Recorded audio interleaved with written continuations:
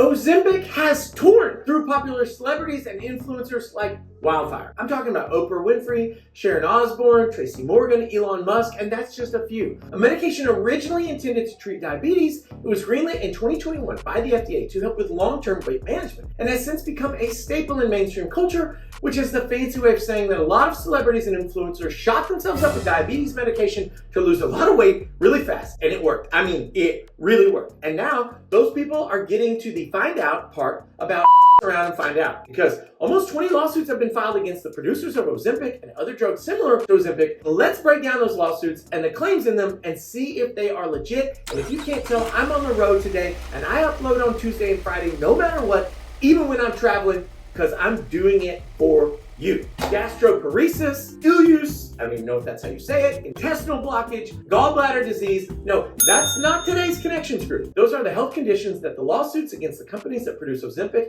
and medications like it, aka the defendants, are alleging that the medication caused. Gastroparesis is a functional disorder affecting your stomach nerves and muscles, and it makes your stomach muscle contractions weaker and slower than they need to be in order to digest your food and to pass it to your intestines. It is not fun. The lawsuits claim that plaintiffs weren't warned about the risk of such severe side effects. Of course, that's not the full picture of Ozempic. Ozempic and similar drugs contain an ingredient called semaglutide. Semaglutide, when it works properly, is an appetite suppressant, and it works. Well, usually. You inject it into your stomach once a week, and most people say that it usually suppresses the appetite for 4 to 5 days, and then you inject it again on day 7. So the idea is that it helps you build a habit of eating less. But when you get the injections over time, the medication loses its efficacy, so you get increased amount to a point. Is this sounding good yet? Maybe not, but it works. In randomized controlled studies, users lost 1.1% of their body weight in the first month and 2.2% of their body weight in the second month. So to take the math out of it, a 200-pound patient would lose about 6.5 pounds after 2 months. But of course, results vary, as you might expect. But it appears that the real value of it is that it makes it easier for people to get started in the right direction of a habit of eating less, which of course is the entire ballgame. Because weight loss is simply a function of living in a caloric deficit for an extended period of time. It's not rocket science, it's math, which is why people hate it. People hate math, and also hunger. People hate being hungry, which is why they hate dieting. But then that's the magic of these semaglutide medications. They take the feeling of hunger away. It's a miracle drug, and because it's miraculous, it has no downsides. Oh wait, where was I? Oh yes, Ozempic is causing brain damage, allegedly. Now, if you read the allegations in the Ozempic lawsuits, the situation is very, very bad. You don't have to be a board-certified internal medicine doctor to appreciate that anything, and I do mean anything, that prohibits the digestive system from functioning properly is a big deal. And just from a data perspective, it is irrefutable that Ozempic and the other medications do cause horrifying problems in some people, including, in one of the cases, permanent brain damage allegations from the cascading effects of bad outcomes begetting problems, which beget more problems, which beget more bad outcomes, etc. And people end up in the hospital. So, do these lawsuits have any teeth? Oh, sorry, too soon? Will plaintiffs' lawyers feast on these cases? Oh, I have to stop, or at least cut back. Maybe I should go on a pun diet? So, because the medicines work, the FDA is not going to shut them down. They're just not. But it also causes some people to go to the hospital.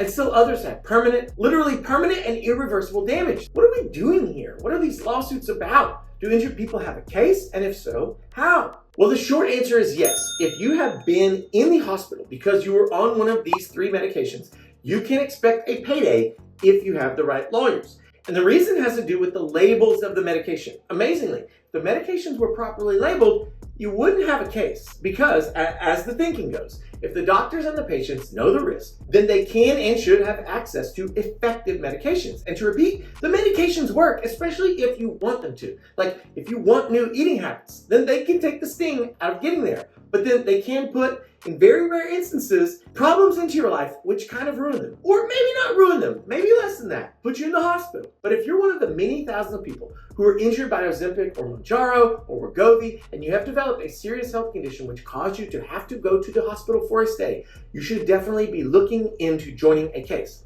Early talks with the lawyers representing the drug manufacturers are indicating that injured people will receive upwards of $100,000 in many instances. Now, litigation like this is complicated because it's handled through a weird device called an MDL, or multi-district litigation, where hundreds or thousands of claims are brought together. And while I don't personally handle these types of cases, I know great lawyers who do. In fact, I know the lawyers who are in charge of the multi-district litigation. So if this sounds like you can text me. The number's up there. Oh, nope, the number's down there. Oh, the number's on both sides.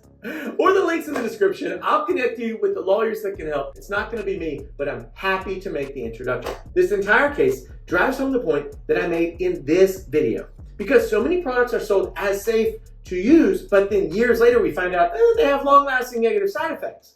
But that's not fair to any consumer. Not to Tracy Morgan, who just wanted to shed a few pounds, or Jocelyn Borkland, who was trying to manage her diabetes. But what are your thoughts on the allegations made in these lawsuits? Are you canceling your next order of Ozempic? Drop your personal opinion down below. And wait, why am I getting so thin? Did someone inject me with Ozempic?